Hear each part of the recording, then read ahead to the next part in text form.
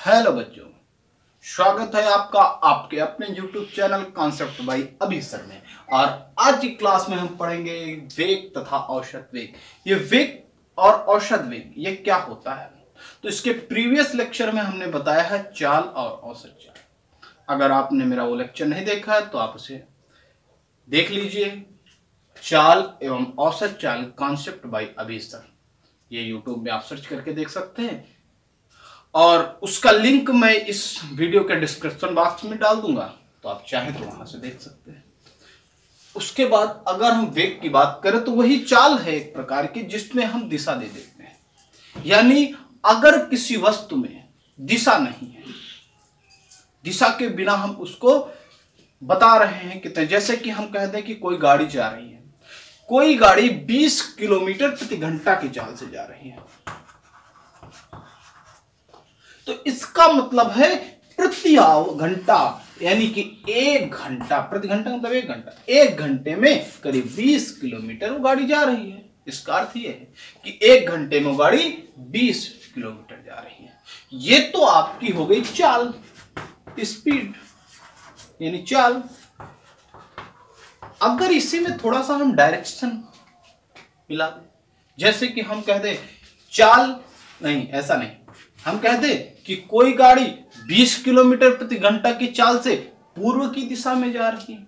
अब हमने उसकी दिशा बता दी, एक निर्धारित डायरेक्शन मिल गई, तो मैग्नीट्यूड के साथ, परिमाण के साथ उसको क्या मिल गया? दिशा मिल गया। तो वो कैसी हो गई? एक प्रकार की डायरेक्शन यानी कि सदिश राशि हो गई। अब अगर हमने दिशा दे दी तो बस यही एक अंतर है चाल और वेग में।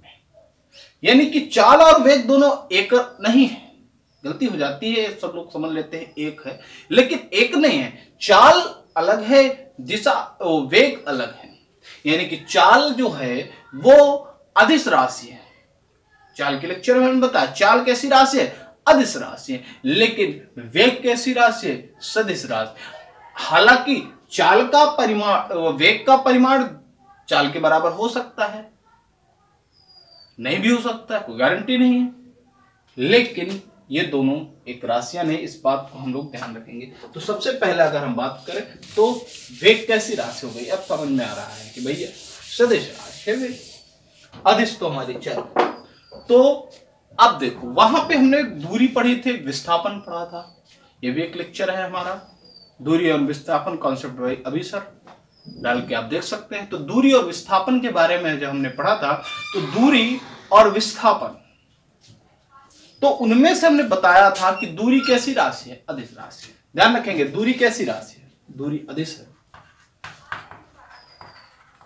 और विस्थापन कैसी राशि है?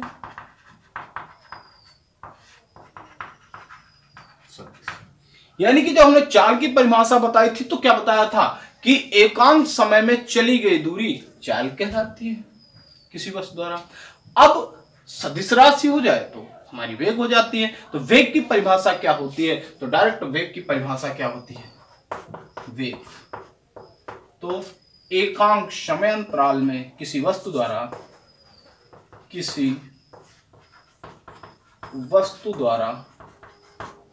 एकांक समय अंतराल में, एकांक समयांतराल में किसी वस्तु द्वारा एकांक समय अंतराल में तय किया गया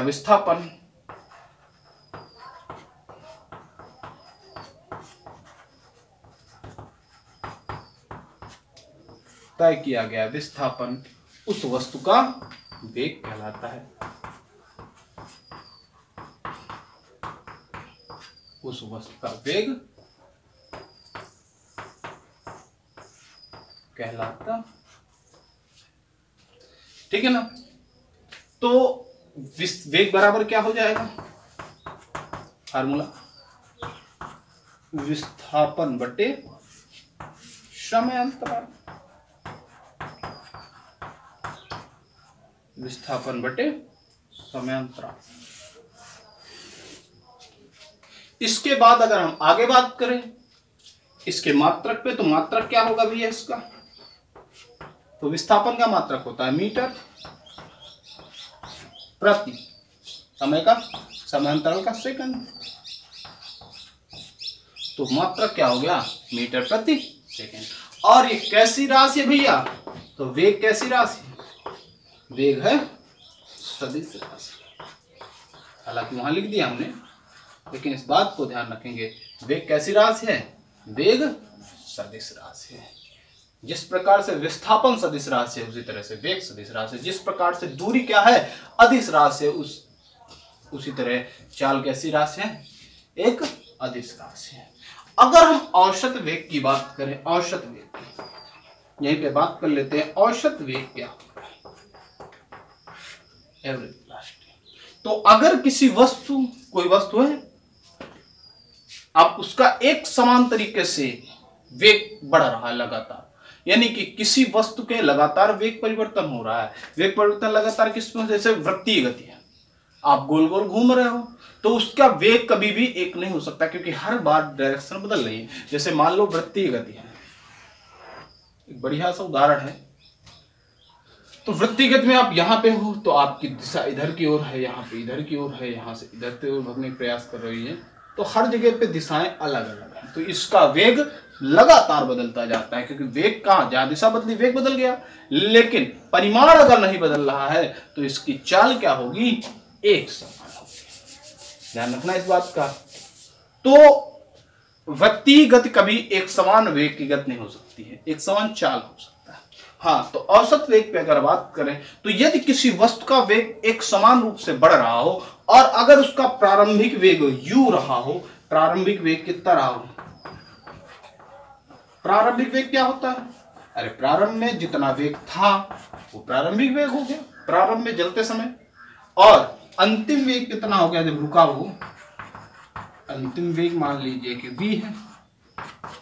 तब की बात अगर की जाए तो औसत वेग क्या होता है? तो औसत वेग बराबर, औसत वेग होता है प्रारंभिक वेग प्लस अंतिम वेग बटे 2। यानी कि हम कह सकते हैं u प्लस वी बाई 2, यानी प्रारंभिक वेग अंतिम वेग का योग बटे 2। ये होता है हमारा औसत वेग।